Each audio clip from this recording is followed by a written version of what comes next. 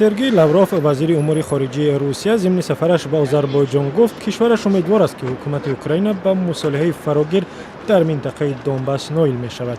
سرگئی لاوروف عملیات نظامی در شرق اوکراین را تجاوزکاری خوانده و از حکومت آن کشور خواست با جدایی‌خواهان طرفدار روسیه مذاکره کند.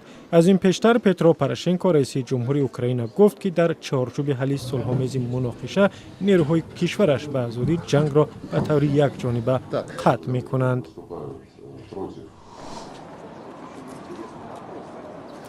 ساکنان مسکو برای گرامیداشت خاطره 2 کارمند تلویزیون دولتی روسیه که در جنگ اوکراین کشته شدند در نزد بینای این تلویزیون گل و شمع می‌گذارند.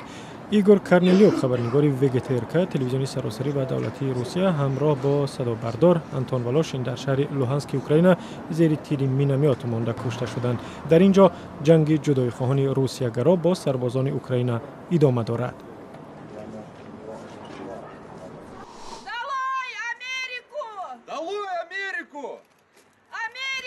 در نزد سفارت اوکراین در بیشکک حدود 20 نفر جمع آمده و علیه عملیات نیروهای اوکراین در شرق این کشور تظاهرات کردند. در بین تظاهرگران اعضای سابق حزب کمونیست قرقیزستان هم بودند که آنها عملیات نظامی در اوکراین را انتقام جویی مینامند. سفر 2 روزه نواز شریف نخست وزیر پاکستان در تاجیکستان به پایان رسید. او روز 17 ایون با امام علی رحمان رئیس جمهوری تاجیکستان در شهر دوشنبه درباره همکاری‌های دوجانبه از جمله کشیدن خط نیروی برق از تاجیکستان به پاکستان گفتگو کرد. دو طرف همچنین سازشنامه درباره مبارزه مشترک علیه تروریسم امضا کردند.